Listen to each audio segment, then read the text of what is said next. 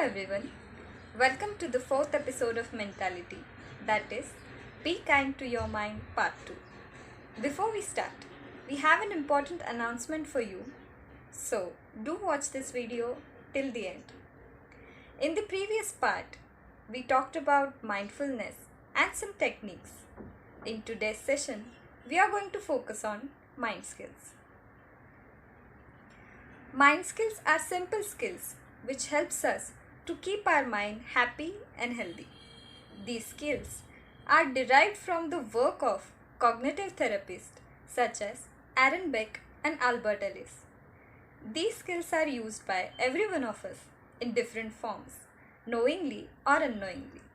And today, we are going to see some of these mind skills one by one. So let's begin with our first mind skill, that is self-talk. The name itself says, what does self-talk mean?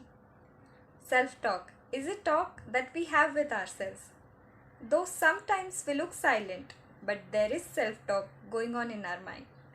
So it is necessary to understand the power of self-talk in dealing different situations like challenging situations and also in day-to-day life. As we have seen already in our last video, that positivity is the key to happy and healthy mind. So our self-talk also needs to be positive to face the situations.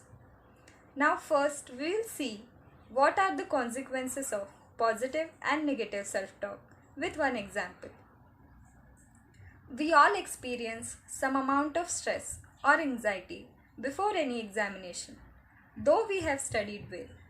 So in this situation, person A thinks that I'm going to do well in this exam. I'll remember whatever I have said and studied and will pass with good grades. And person B thinks that this exam will be very bad for me. I'll not able to remember whatever I have learned and I'm going to fail in exam. And then actually person B forget whatever he or she have studied and failed in exam, whereas person A scores well in exam. This example illustrates what is the power of self-talk. We need to understand that our self-talk helps us in coping with difficult situations. It boosts us and gives strength to face challenges. So our self-talk needs to be positive for our healthy and happy mind and life. In our last video, we have seen consequences of positive thought chain and negative thought chain. But what can we do to keep our self-talk positive? First of all, when we realize that our inner talk is leading towards negativity, we have to stop ourselves there only with the help of thought stopping technique that we have seen in our last video. And then we have to try to convert our negative sentences into positive. For example, rather than thinking, I'm not going to do well in my performance, say, I'll try my best and will try to good in my performance as much as I can. This positive self-talk will help you to perform well and it is important for your improvement. So our next mind skill is visual imagery. Some of us have experienced daydreaming.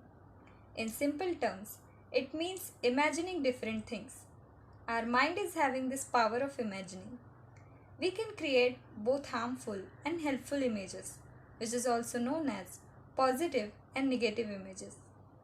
We'll see one example which will give you a more clear view.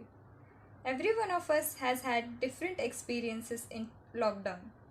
So some of us can relate to a situation of getting bored at home, not able to go out, cannot meet friends, working from home is too boring, like everything is closed. So it is very frustrating and we are just waiting for the end of this lockdown and many more. So how easily here we are giving ourselves mental strain. This is an example of harmful imagery. Now we will look at the opposite of this. Some of us can relate to this situation that I have been wanting a long time to spend with my family, play with them, look after my hobbies and explore more. to stay at home and being able to do all household tasks, etc., which makes us happy and satisfied, and this is an example of helpful imagery. So, with the proper use of imagery, one can boost one's confidence before performing any task. For example, when a student appears for examination and if he builds harmful imagery like, what if my paper remains incomplete? What if I don't remember what I have studied? etc., brings all the efforts of a student down. Other than this, the student can form a helpful imagery about his exam like, I'll complete my paper on time. So, our next skill is about creating positive rules. Every one of us have formed some or the other rules in our lives. These rules are formed on the basis of our past experiences. An example would be, we often find it difficult to make some changes in our lives. It is a very hard process as we have a fear of losing something related to it. Like we often think that what if I try to change one of my set rule and things get more worst. For example, we see some students use a particular pen to write an exam and they get so nervous if they cannot find the pen. Having such demanding rules is not going to benefit for long. Demanding rules looks for immediate wants, and if they are not achieved, it results to negative feelings. So to avoid such consequences, one should replace their demanding rules into preferential rules, which means having some flexibility in our rules. These are the more realistic one. Here, one has to work on removing the must and should and replacing it with would, may, or I prefer. A simple example of these two rules would be demanding rules, I must be liked by all, everyone should listen and do as I say, and preferential rules is I would prefer to be liked, if not, it is okay. I may prefer if everyone listen and do what I say, but it's okay if they don't. If you easily want to have preferential rules in life, try asking questions to your demanding rules. Like asking, is it possible for your demanding rules? Also, we should have some tolerance to deal with rules if they are not followed by others. Now, we will see what influences we carry from our past to our future. First one is acquisition. How we think after facing certain situation. We should see what we have learned from it. Second is maintenance. How we carry our thinking ahead. We should see if we are maintaining helpful or unhelpful thoughts. Third is activation. We can see it as our bouncing back capacity or our strength we learn from overcoming certain hard situations. Fourth is how to change luggage. Luggage of bad memories, that is, revisiting painful past will give you nothing other than just pain. Instead, living in present and reality will give you a more good experience. You can always maintain diary and write your all positive or good memories in it, which you can visit to gain more happiness. Realistic rules are more helpful for us than demanding rules. Now we'll talk about creating perceptions. Generally, perception means awareness of something through the senses. But here, I am going to focus more on how accurately you perceive yourself rather than how accurately you perceive others. Our self-concept is a series of perceptions about ourself of varying degrees of accuracy.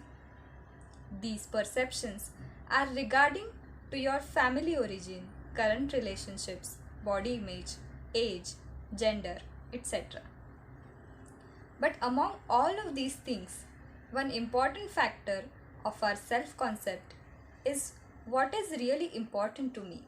What do I like and dislike about myself? and how confident I am. Now, I'm going to tell you a story of a wonderful athlete, Wilma Rudolph.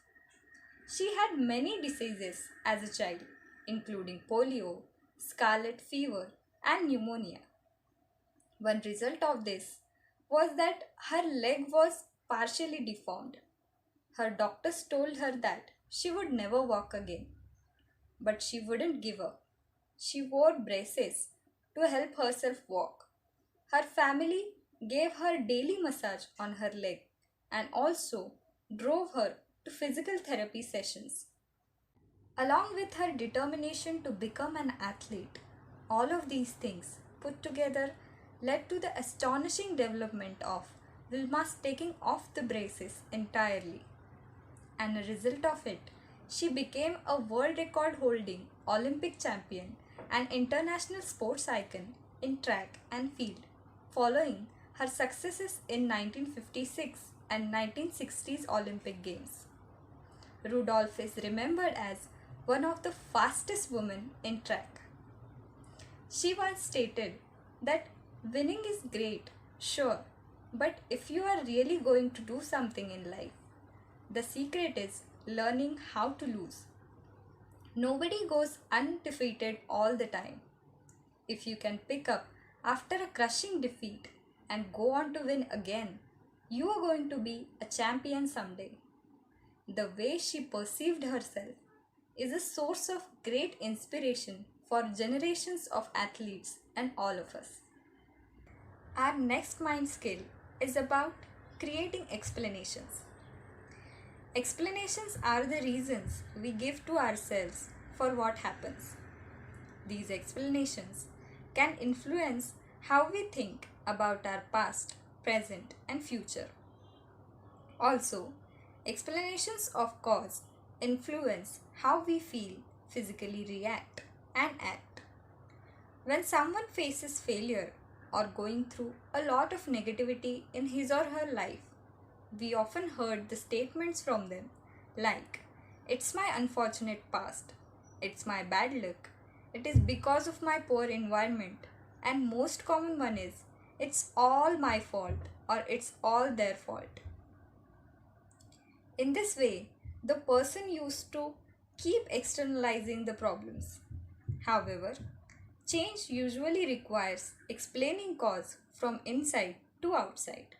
So, it is the most important thing how we explain the cause of our successes and failures, assuming our personal responsibility for whatever we actually did to achieve our goals. Now, we will be moving to our final mind skill, that is creating expectations.